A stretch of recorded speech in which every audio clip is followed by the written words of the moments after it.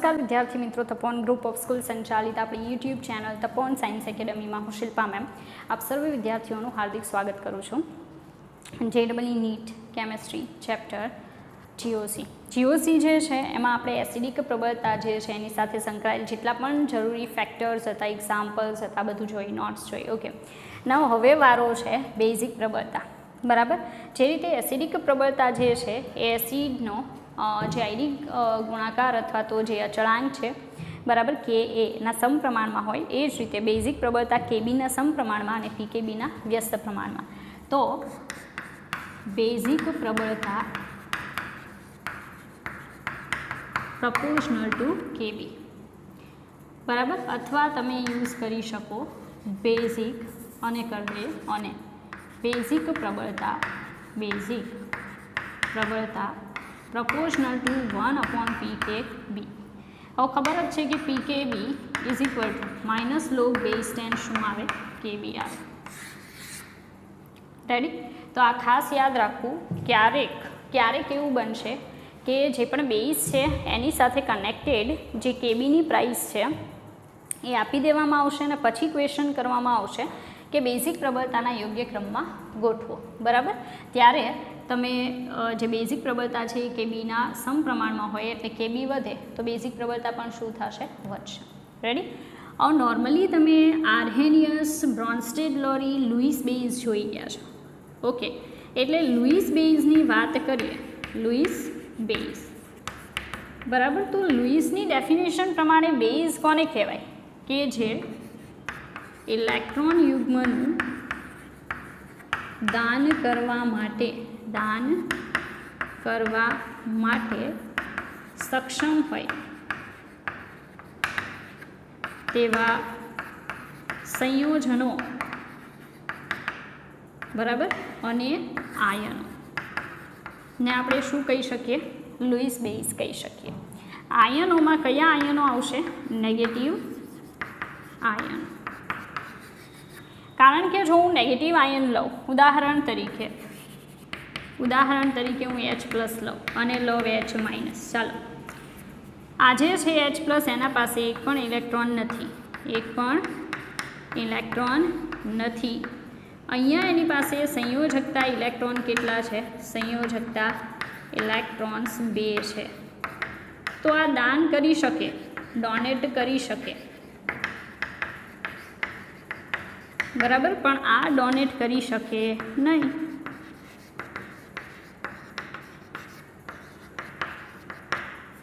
બરાબર, તો આને લુઈસની ડેફિનેશન પ્રમાણે હું બેઝ કહી શકું પણ આને કહી શકું નહીં. બસ આટલું સિમ્પલ છે કે નેગેટિવ આયન કે કોઈ સંયોજન કે જે લોન પેર ધરાવે છે. બરાબર, આ તો મેં આયન લીધું. આ સંયોજનના ઉદાહરણમાં હું એમોનિયા લઈ લઉં, વોટર મોલેક્યુલ લઈ લઉં. બરાબર, તો તમે સમજી શકો છો કે વોટર તો બધી કેરેક્ટરિસ્ટિક બતાવે છે, એસિડ પણ છે, બેઝ પણ છે, ન્યુટ્રલ પણ છે, ઉભયગુણી છે, એટલે ચાલો એને કન્સિડર ના કરો.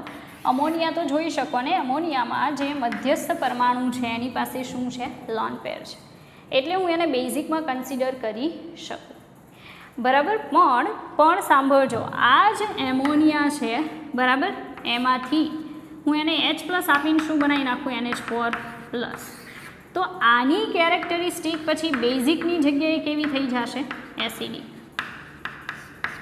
કેવી થઈ જશે? એસિડિક. એનું રીઝન છે કે એણે લોન પેરથી H+ ને પોતાની સાથે જોડ્યો ખરો, પણ પાછો કયો ચાર્જ મેળવી લીધો? Plus charge. એટલે એ સ્ટેબલ નથી, કારણ કે જ્યાં ચાર્જ હોય ને ત્યાં સ્ટેબિલિટી ઓછી હોય. તો આમાં કોઈ ચાર્જ નહોતો પણ આમાં છે ને, એટલે આ બંનેમાં વધારે સ્થાયી કોણ? NH3. જે લોન પેર આપવાની વૃત્તિ દર્શાવે છે એને શું બનાવે છે? NH4+. તો એ થોડીક કઈ કેરેક્ટરિસ્ટિક આવી જાય? એસિડિક, કારણ કે એ શું દૂર કરવાની વૃત્તિ દર્શાવશે? H+. રેડી? ચાલો, તો મેં કીધું એમ નેગેટિવ આયન છે, લુઈસ બેઝ ગણી શકાય, મતલબ બેઝિક કેરેક્ટરિસ્ટિક હોય છે એવા સંયોજનો કે જેમાં મધ્યસ્થ પરમાણુ છે એની પાસે લોન પેર હોય, એક્સ્ટ્રા ઇલેક્ટ્રોન પડેલા હોય સંયોજકતા કક્ષામાં વપરાયા વગરના, તો એ બધા બેઝ છે. ઓકે, ચાલો હવે એક વાત કહીશ જે એક પ્રકારની નોટ છે. બરાબર, નોટ એમ છે કે આવર્તમાં ડાબી બાજુથી ક્યાં જવાનું? જમણી બાજુ જતાં કેબી ઘટે છે. હવે કેબીનું મૂલ્ય ઘટે તો કેબીના સમપ્રમાણમાં શું હોય? બેઝિક પ્રબળતા. તો સીધી વાત છે, તો આવર્તમાં ડાબી બાજુથી જમણી બાજુ જતાં બેઝિક પ્રબળતા ઘટે છે. બેઝિક પ્રબળતા શું થાય? ઘટે. આ પહેલી નોટ છે, આ તમારે યાદ રાખવાનું છે, બરાબર. કારણ કે કેટલીક વાર એવું બનશે કે તમને કેટલાક સંયોજનો આપીને પછી પૂછશે ભાઈ બેઝિક પ્રબળતાના યોગ્ય ક્રમમાં ગોઠવો, નેગેટિવ આયન આપી દે તો ચેક કરો કે સમૂહ વાઇઝ આપેલા છે કે આવર્ત વાઇઝ. જો આવર્ત વાઇઝ આપ્યા હોય તો આવર્તમાં ડાબી બાજુથી જમણી બાજુ જાઓ એમ જે તે નેગેટિવ આયન છે, બરાબર, એનો બેઝિક કેરેક્ટર શું થશે? ઘટે. સિમ્પલ, બરાબર. ચાલો ઉદાહરણ તરીકે એમાં હું કહી જ દઉં. એના ઉદાહરણમાં માનો કે CH3-, બરાબર, એ સૌથી વધારે બેઝિક હશે. NH2-, OH- અને F-. તો તમે જોઈ શકો કાર્બન છે, આ કાર્બનનો હાઇડ્રાઇડ છે, એનો મેં નેગેટિવ આયન લીધું જે લુઈસ બેઝ છે. આ જે NH2- છે, બરાબર, એ કાર્બન પછીના સમૂહમાં આવશે, આવર્તમાં એન પછી આવશે. આ ઓક્સિજન છે, એનો માઇનસ આયન ફ્લોરિનનો. તો CH3- જે છે એ પી બ્લોકમાં સૌથી સ્ટ્રોંગ બેઝ છે. આ કહી દઉં તમને, નોટ જ છે. પી બ્લોકમાં CH3- એ સ્ટ્રોંગેસ્ટ બેઝ છે. સ્ટ્રોંગેસ્ટ શું છે? બેઝ. બરાબર. તો આ આવર્તની વાત હતી. હવે બીજી એક નોટ છે જે આપણે જોઈએ સમૂહ માટે, પણ એના પહેલાં બેઝિક પ્રબળતાની સામાન્ય શ્રેણીક્રમ, બરાબર. તો આ તમે યાદ રાખી લેશો તો પણ તમને ફાયદો થશે. આવો ક્રમ યાદ હોય તો આપણે એસિડમાં જોઈ ગયા હતા. એના જેવું સેમ તમે બેઝ માટે યાદ રાખી શકો. જેમ કે તમે જોશો નેગેટિવ ચાર્જ હશે, બરાબર. કારણ કે મેં ઓલરેડી અહીંયા કીધેલું છે કે નેગેટિવ આયન હશે તો એ બેઝિક કેરેક્ટરિસ્ટિક બતાવશે, કારણ કે એની પાસે ઇલેક્ટ્રોન છે જે ડોનેટ કરી શકે. તો અહીંયા એની બેઝિક કેરેક્ટરિસ્ટિકનો આખો ક્રમ આપેલો છે Cl- સુધી, બરાબર. ચાલો એમાં ફર્સ્ટ વન છે R3C-. R3C- માં કઈ રીતે? R એટલે માનો કે મિથાઇલ ગ્રુપ લો, CH3C, CH3 નેગેટિવ એટલે ઇલેક્ટ્રોન હશે, 2 ઇલેક્ટ્રોન એક્સ્ટ્રા હશે જે આપી શકે. હવે આ CH3 ઇલેક્ટ્રોન આ સાઈડ આપે, કારણ કે કઈ અસર બતાવે? પ્લસ આઈ અસર. પ્લસ આઈ અસર એ જ બતાવે કે જે ઇલેક્ટ્રોન ડોનેટ કરે બીજાને. તો CH3 છે એ ઇલેક્ટ્રોન ડોનેટ કરવાની વૃત્તિ દર્શાવે તો એ કાર્બન તરફ ઇલેક્ટ્રોન મોકલશે. એ જ રીતે આ પણ કઈ અસર બતાવે? પ્લસ આઈ. એ પણ ઇલેક્ટ્રોનને આપશે, આ પણ ઇલેક્ટ્રોન આપશે. તો વિચારો કે કાર્બન પર ઇલેક્ટ્રોન જે છે એ ડોનેટ થવા માટે કેટલા ઉપલબ્ધ છે. તમારે આ ચેક કરવાનું કે આપણને જે બેઝ આપેલું છે એના મધ્યસ્થ પરમાણુ ઉપર અગર ઇલેક્ટ્રોન નેગેટિવ ચાર્જ ફોર્મમાં 2 ઇલેક્ટ્રોન પડેલા છે અથવા લોન પેરના ફોર્મમાં, એ કેટલા ઉપલબ્ધ છે.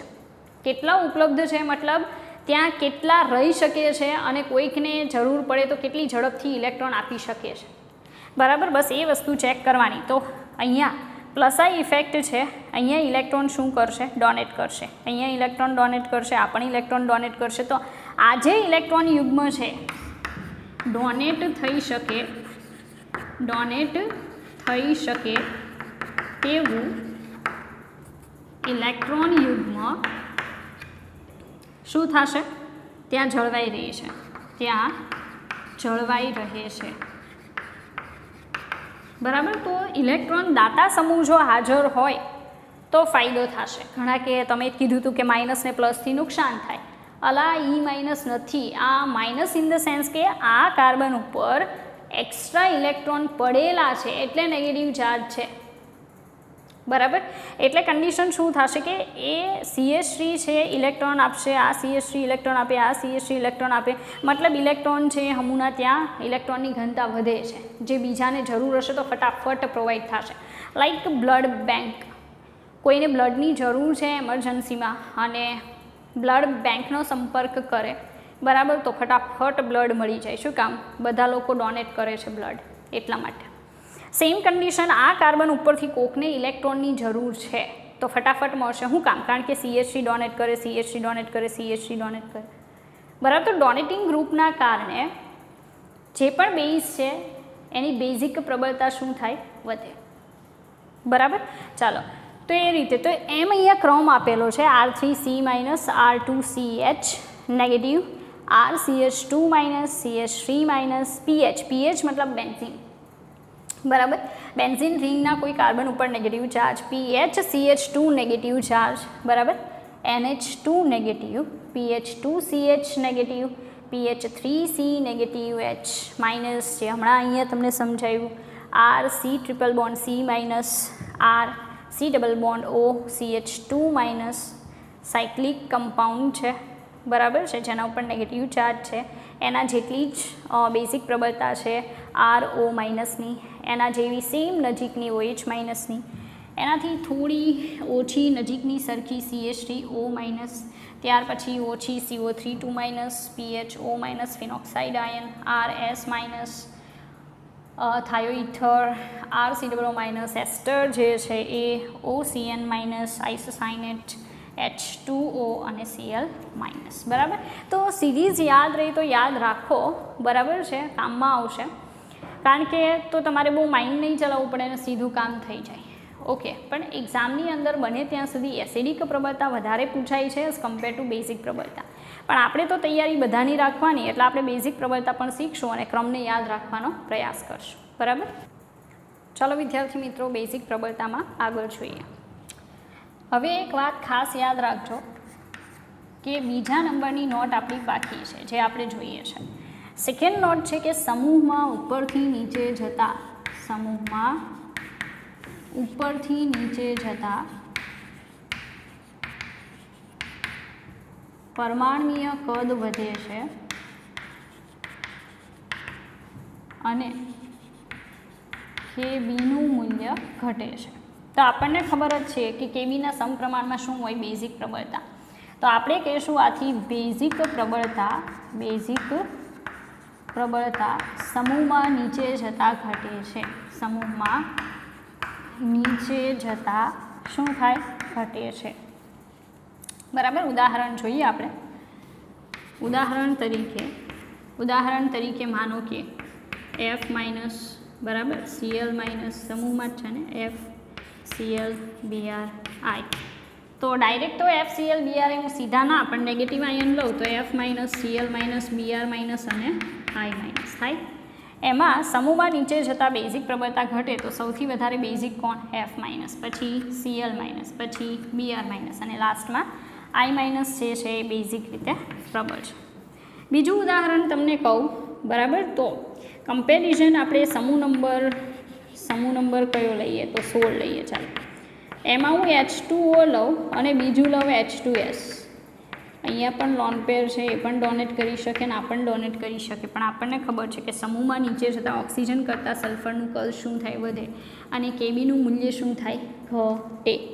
તો H2O કરતાં H2S વધારે એસિડિક છે, તો બેઝિક પ્રબળતા H2Oની વધારે ને H2Sની કેવી? ઓછી, કારણ કે સમૂહમાં ઓક્સિજન ઉપર આવે ને સલ્ફર ક્યાં આવે? નીચે. એની જેમ OH માઇનસ ગ્રેટર ધેન શું આવે? SH minus. આ આલ્કોહોલિક ગ્રુપ છે, આ થાયોલ ગ્રુપ છે, બરાબર. આની ઉપર લોન પેર હશે, એમ અહીંયા પણ શું હશે? લોન પેર, જે ડોનેટ કરવા માટે એબલ છે. તો OH માઇનસ ગ્રેટર ધેન શું આવશે? SH minus. રેડી? આવી જ રીતે આપણે સમૂહ નંબર માનો કે કયો લઈ લઈએ? 15 લઈએ. સમૂહ નંબર 15 લઉં, એમાં NH3 સૌથી વધારે બેઝિક, પછી કોણ આવે? તો phosphine PH3, nitrogen phosphorus arsenic ASH3, બરાબર. આર્સેનિક એન્ટીમની SbH3 થાય. તો સમૂહમાં જેમ જેમ નીચે જાઓ એમ બેઝિક પ્રબળતા શું થાય? ઘટે. નોર્મલી આપણે જોઈએ છે એ પ્રમાણે અહીંયા તમને એક્ઝામ્પલ આપેલા છે, બરાબર. ચાલો આગળ જોઈએ. આગળ તમે એમ સમજી શકો કે બીજું બહુ ઇમ્પોર્ટન્ટ છે, એ પણ સમજો કે વિદ્યુત ઋણતા જે છે એ વધે તો Kb છે ને એ ઘટે. મતલબ વિદ્યુત ઋણતા વધવાની સાથે બેઝિક પ્રબળતા ઘટે એના માટે તો ખાસ કરીને કાર્બન કન્ટેનિંગ જે નેગેટિવ આયન છે એના માટે ઉદાહરણ આપું, જેમ કે CH3CH2 માઇનસ લઉં, એમાં આ કાર્બનનું સંકરણ કયું તો sp3 બરાબર, CH3CH okay, CH3CH double bond CH minus બરાબર, તો આનું સંકરણ કયું sp2. અહીંયા લઈ લઉં CH3C ટ્રિપલ બોન્ડ CH અહીંયા માઇનસ બરાબર, તો આનું સંકરણ કયું sp. હવે જો સંકરણની વાત કરીએ તો વિદ્યુત ઋણતાનો ક્રમ સૌથી વધારે વિદ્યુત ઋણ કયા સંકરણવાળો કાર્બન sp, પછી sp2 અને સૌથી ઓછી વિદ્યુત ઋણતા કોની sp3 વાળાની. આપણે જ કીધું વિદ્યુત ઋણતા જેમ વધે એમ kb ઘટે એટલે બેઝિક પ્રબળતા પણ ઘટે. તો sp સંકરણની ઇલેક્ટ્રોનેગેટિવિટી સૌથી વધારે, તો sp સંકરણ ઉપર એ કાર્બન ઉપર નેગેટિવ ચાર્જ ધરાવતાની બેઝિક પ્રબળતા બધા કરતાં ઓછી, અને જેમાં sp3 સંકરણ ધરાવતો નેગેટિવ કાર્બન છે એની જે બેઝિક પ્રબળતા છે એ બધા કરતાં વધારે અહીંયા તમે જોઈ શકો છો બરાબર. તો જે વસ્તુ સમજાવવામાં આવે, જેટલી કહેવામાં આવે એને સમજો અને ઇમ્પ્લિમેન્ટ કરો બરાબર. ચાલો બીજી એક બહુ જ અગત્યની બાબત કહી દઉં, સ્તનસ્પંદનના આધારે સ્તનસ્પંદન વધારે તેમ બેઝિક પ્રબળતા ઘટે આ પણ ખાસ યાદ રાખવું. જેમ રેઝોનન્સ વધે ને એમ બેઝિક પ્રબળતા ઘટે. કાર્બોકેટાઇનમાં તમે જોતા હતા કે જેમ સ્તનસ્પંદન વધે એમ એસિડિક પ્રબળતા આપણે જોતા હતા વધતી હતી, યાદ છે ને. અહીંયા ઊંધું છે, જેમ રેઝોનન્સ વધશે ને બેઝિક પ્રબળતા ઘટશે. ચેક કરી જોઈએ આપણે. લાઈક મારી પાસે એક એક્ઝામ્પલ છે, CH3CH double bond CH2 minus બરાબર. હવે બાજુમાં એક બીજું ઉદાહરણ દઉં, CH3CH2 માઇનસ. ચાલો જોજો, આ બે જે કમ્પાઉન્ડ મતલબ મેં આયનો લખેલા છે એની બેઝિક પ્રબળતા મારે ચેક કરવી છે, પ્રોપર ધ્યાન આપજો. તો પહેલા નંબરનું છે એ અને બીજા નંબરમાં ચેક કરો સંસ્પંદન ક્યાં થશે. તો તમે જોઈ શકો આ ઇલેક્ટ્રોન યુગ્મ અહીંયા આવે એટલે આ બોન્ડ છે એ બોન્ડ અહીંયા ટ્રાન્સફર થઈ શકે ને બાજુમાં, અરે આ કાર્બન ઉપર, ચાલો આ કાર્બન ઉપર ટ્રાન્સફર થઈ શકે ને, ચાલો એટલે એનું રેઝોનેટિંગ શું મળે, આવું મળશે. CH3CH નેગેટિવ ચાર્જ, અહીંયા સિંગલ બોન્ડ આવશે CH ડબલ બોન્ડ CH2. તો તમે જોઈ શકો કે અહીંયા સંસ્પંદન થાય છે. શું એવું સંસ્પંદન આમાં થાય? તો તમે તરત કહેશો કે સંસ્પંદન થતું નથી.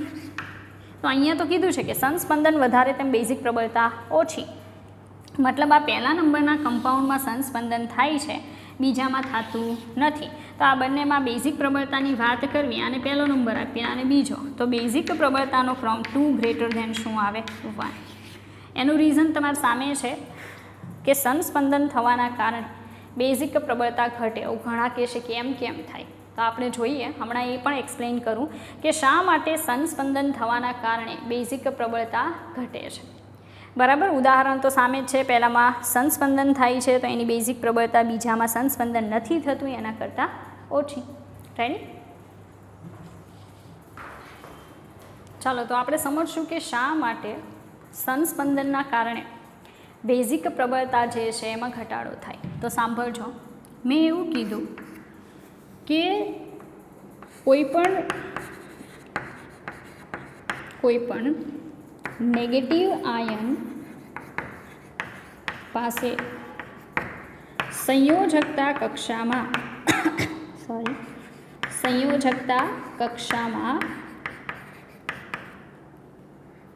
એક્સ્ટ્રા ઇલેક્ટ્રોન હોય છે, એક્સ્ટ્રા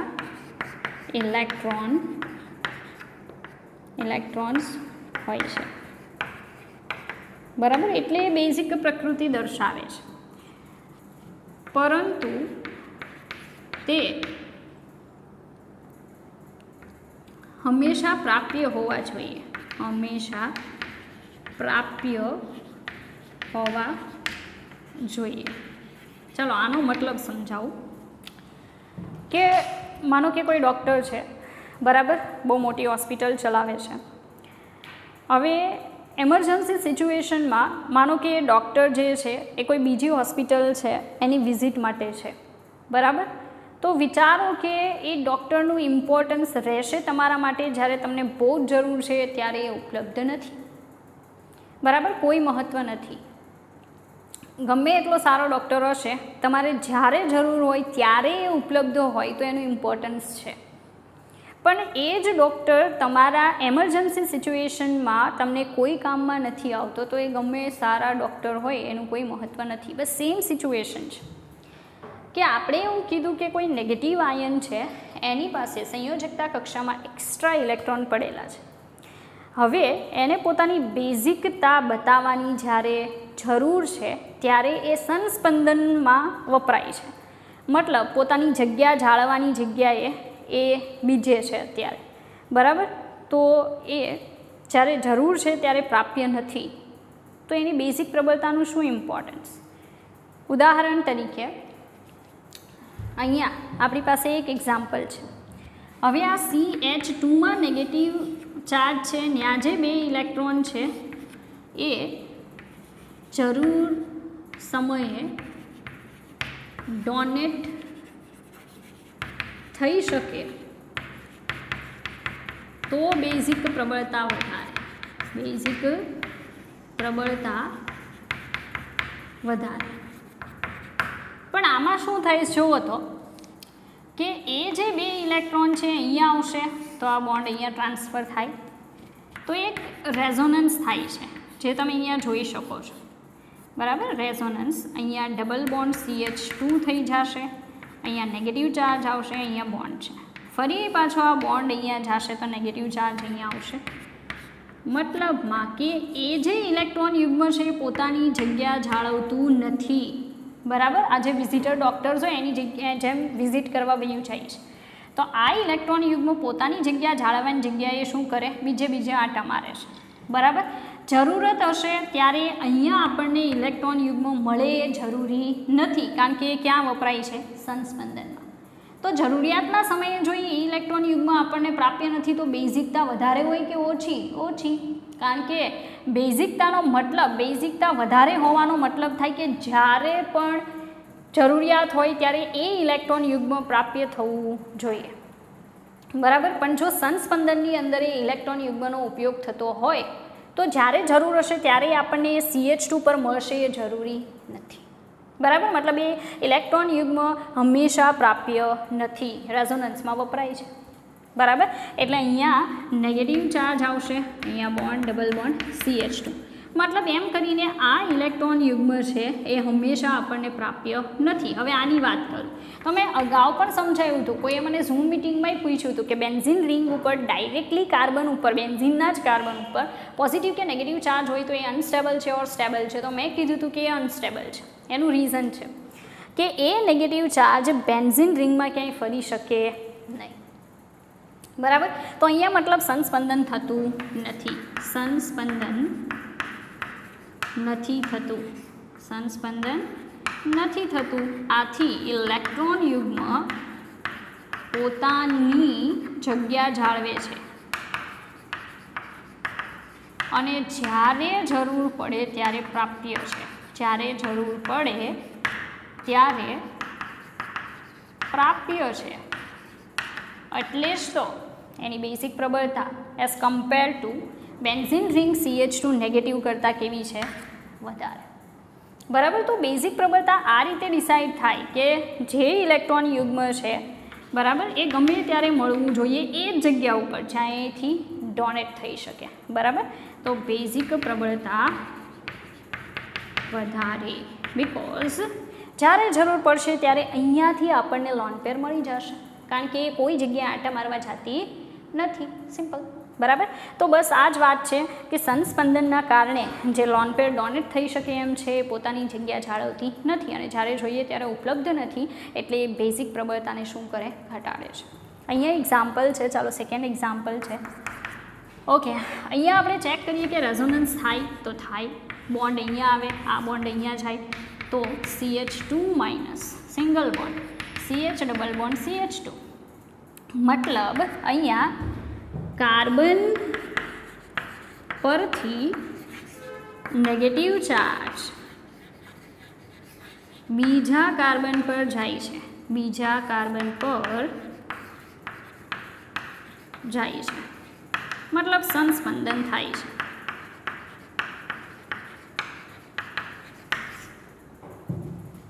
બરાબર. તો રેઝોનન્સ હવે તો તમને આવડે, મેં એમ પણ સમજાવેલું છે, સંયુગ્મી પ્રણાલી હોવી જોઈએ, double single and then plus charge, negative charge, મુક્ત મૂલક, લોન પેર, એવું કાંઈ હોય તો રેઝોનન્સ થાય. તો અહીંયા રેઝોનન્સ થશે.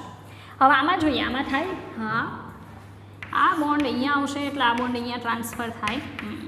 ચાલો, CH3 carbon, then double bond CH2 single bond O-, આમાં પણ સંસ્પંદન થયું. ઓકે, પણ અહીંયા કાર્બન પરથી, સાંભળજો, કાર્બન પરથી નેગેટિવ ચાર્જ, કાર્બન પરથી નેગેટિવ ચાર્જ કોના પર આવ્યો, ઓક્સિજન પર, ઓક્સિજન પર જાય છે, મતલબ સંસ્પંદન થાય છે.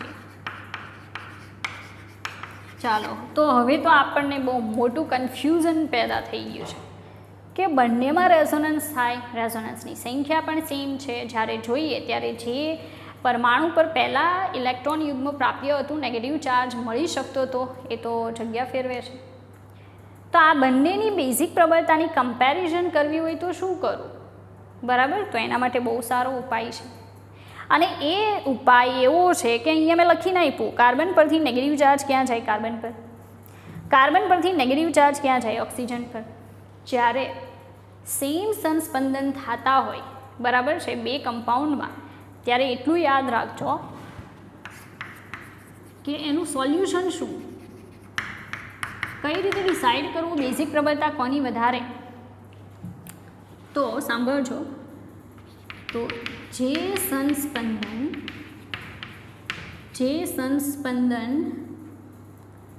આપણને વધુ સ્થાયી સંસ્પંદનીય બંધારણ તરફ લઈ જાય, સંસ્પંદનીય બંધારણ તરફ લઈ જાય,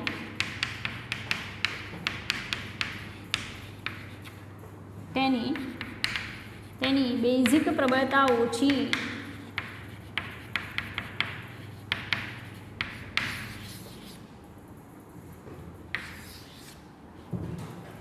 ચાલો, હવે એ ડિસાઇડ કરવાનું છે કે આમાંથી આજે સંસ્પંદનીય બંધારણ બન્યું એ, અને આમાંથી આજે સંસ્પંદનીય બંધારણ બન્યું એ બે પૈકી વધારે સ્ટેબલ કોણ, જે વધારે સ્થાયી હશે એની બેઝિક પ્રબળતા કેવી આવશે, ઓછી, કારણ કે એમાં ઇલેક્ટ્રોન ફટાફટ ફરીને જગ્યા ફેરવશે, બરાબર? તો મેં કહી દીધું આ આવશે. એનું રીઝન કહી દો, શા માટે એ જે છે એ વધારે સ્ટેબલ રેઝોનેટિંગ સ્ટ્રક્ચર છે. એના પણ નિયમો છે જે હું તમને કરાવી દઈશ, બરાબર, કે કયું સંસ્પંદનીય બંધારણ છે એ વધારે સ્થાયી છે, વધારે પ્રોપર છે, બરાબર. પણ એ આપણે પછી જોશું, અત્યારે હું તમને આ એક્સપ્લેન કરું, બરાબર. પણ સ્પેસ નહીં હોવાથી આપણે થોડીક વારમાં જોઈએ.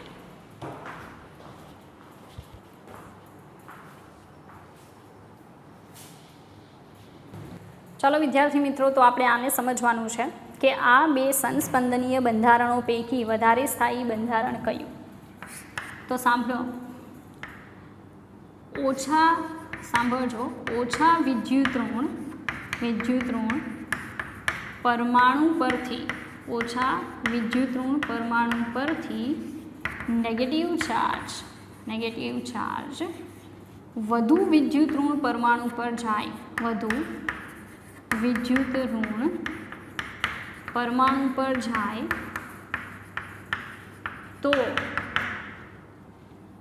તે સંસ્પંદનીય બંધારણ વધુ સ્થાયી, સંસ્પંદનીય બંધારણ વધુ સ્થાયી. બરાબર.